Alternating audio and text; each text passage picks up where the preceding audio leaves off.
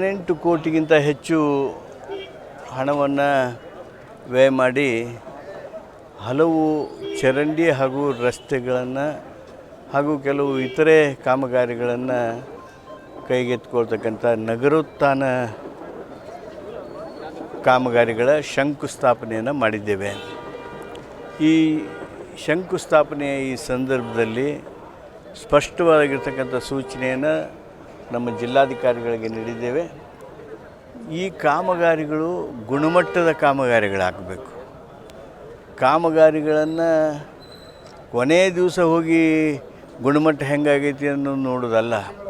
ಪ್ರತಿ 15 ದಿವಸಕ್ಕೊಮ್ಮೆ, ಪ್ರತಿ ತಿಂಗಳಿಗೊಮ್ಮೆ ಮೈಲುಗಲ್ಲುಗಳನ್ನು ಏನು ಗುರುತಿಸಿರ್ತಾರೆ, ಆ ಗುರುತಿಸಿದ ಮೈಲುಗಲ್ಲಿಗೆ ಅನುಗುಣವಾಗಿ ನಾವು ಗುಣಮಟ್ಟವನ್ನು ಪರೀಕ್ಷಿಸಬೇಕು.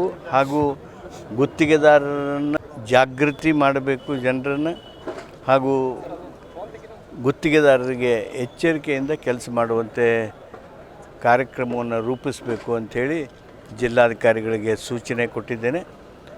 ಜೊತೆಗೆ ಈ ಕಾಮಗಾರಿಗಳನ್ನು ಸಮಯ ನಿಗದಿತವಾಗಿರ್ತಕ್ಕಂಥ ರೀತಿಯೊಳಗೆ ಈ ಕೆಲಸ ಪೂರ್ಣ ಆಗಬೇಕು. ಆ ದಿಸೆಯೊಳಗೆ ನಾವು ಕಾರ್ಯಕ್ರಮವನ್ನು ಅನುಷ್ಠಾನ ಮಾಡ್ತಾಯಿದ್ದೀವಿ. ಅದು BJPಯ ನಿಲುವು ಇರಬಹುದು. ಆದರೆ ಪೆಟ್ರೋಲ್ ರೇಟನ್ನು 105 ರೂಪಾಯಿ, ಕೆಲವು ರಾಜ್ಯಗಳೊಳಗೆ 109, 111 ರೂಪಾಯಿ ಏನು ಮಾಡಿದ್ದಾರೆ, ಅದು BJP ಸರ್ಕಾರದ ಕಾರಣ ಅಲ್ವಾ? BJP ಸರ್ಕಾರ ಎಲ್ಲೆಲ್ಲಿ ಯಾವ್ಯಾವ ರಾಜ್ಯದೊಳಗಿವೆ ಆ ರಾಜ್ಯದಲ್ಲೆಲ್ಲ ನಮ್ಮ ರೇಟ್ಗಿಂತ, ನಮ್ಮ ದರಕ್ಕಿಂತ ಇನ್ನೂ 3-4 ರೂಪಾಯಿ ಹೆಚ್ಚಿಗೆ ಅದಾವಲ್ಲ, ಅದಕ್ಕೆ BJP ನಾಯಕರುಗಳು ಏನು ಹೇಳ್ತಾರೆ ಅಂತ ಕೇಳಬೇಕು. ಇವೆಲ್ಲ ರಾಜಕಾರಣಕ್ಕೆ ಉಪಯೋಗ ಮಾಡೋದಲ್ಲ.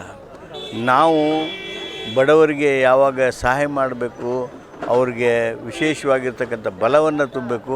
ಆ ತುಂಬೋ ಕೆಲಸವನ್ನು ಗ್ಯಾರಂಟಿಗಳ ಮೂಲಕ ಮಾಡಿದ್ದೇವೆ, ಅಭಿವೃದ್ಧಿ ಕಾರ್ಯಕ್ರಮಗಳ ಮೂಲಕ ಮಾಡಿದ್ದೇವೆ, ಕಲ್ಯಾಣ ಕಾರ್ಯಕ್ರಮದ ಮೂಲಕ ಮಾಡಿದ್ದೇವೆ.